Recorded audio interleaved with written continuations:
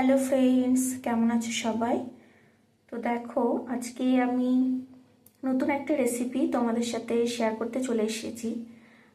এই রেসিপি অনেকেই জানো, কিন্তু আমি আমার ভিডিওতে কখনো এই রেসিপিটা দেখাইনি, তোমাদের সাথে শেয়ার করিনি। তো আজকে করব। এটা হচ্ছে কাতলা মাছ। ভালো করে ধুয়ে আমি পরিষ্কার করে নিয়েছি। আর কাতলা মাছের মধ্যে না আমি মশলাটা দেব। এখানে আছে পেঁয়াজ বাটা, আদা বাটা, জিরে বাটা আর গোটা শুকনো লঙ্কা বাটা। তো এই মশলাটা আমি কাঁচা মাছেই দিয়ে দেবো। এই মাছটা আমি আজকে ভাজবো না। তার সাথে একটু নুন দেব, হলুদ দেব আর একটু কাশ্মীরি লঙ্কা গুঁড়ো দেব। মশলা সব আমার দেওয়া হয়ে গেছে। এবার আমি একটু কাঁচা সর্ষের তেল দেব।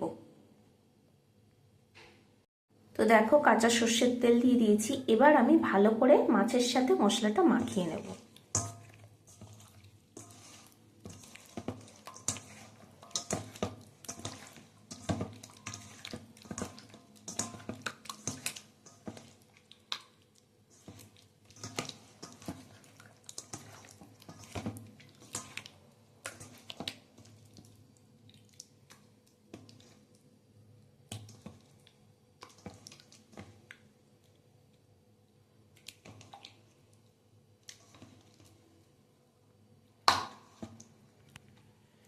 তো ভালো করে মাখানো হয়ে গেছে আমার।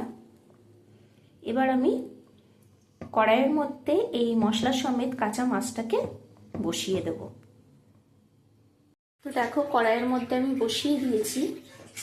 আর তার মধ্যে না আমি সামান্য একটু জল দিয়েছি, কারণ আমি একটু ঝোল রাখতে চাই।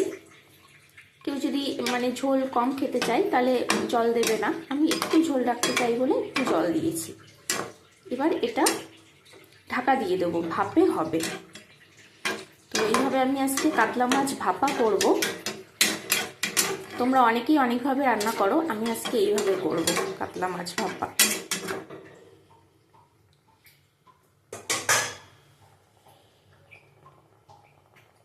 দেখো, রান্নাটা আমার প্রায় কমপ্লিট।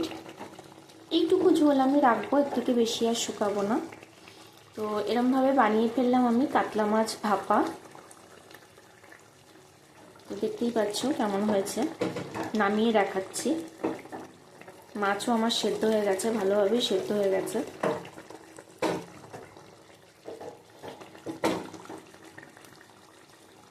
এখন নামিয়ে ফেলেছি।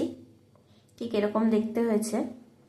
পুরো গরম গরম ভাত আর পুরো কাতলা মাছ ভাপা, পুরো ধোয়া উঠছে। আর মাছটা কিন্তু ভালোই সেদ্ধ হয়েছে। তার প্রমাণ হচ্ছে একটা মাছ ভেঙে গেছে, তো নামাতে গিয়ে ভেঙে ফেলেছি। তো এই হচ্ছে, দেখো। তো কেমন হয়েছে আমার কাতলা মাছ ভাপা অবশ্যই জানিও। ভালো লাগলে অবশ্যই লাইক কমেন্ট করো। আর সবাই আমার পাশে থেকো। তো অবশ্যই জানিও কিন্তু কেমন হয়েছে।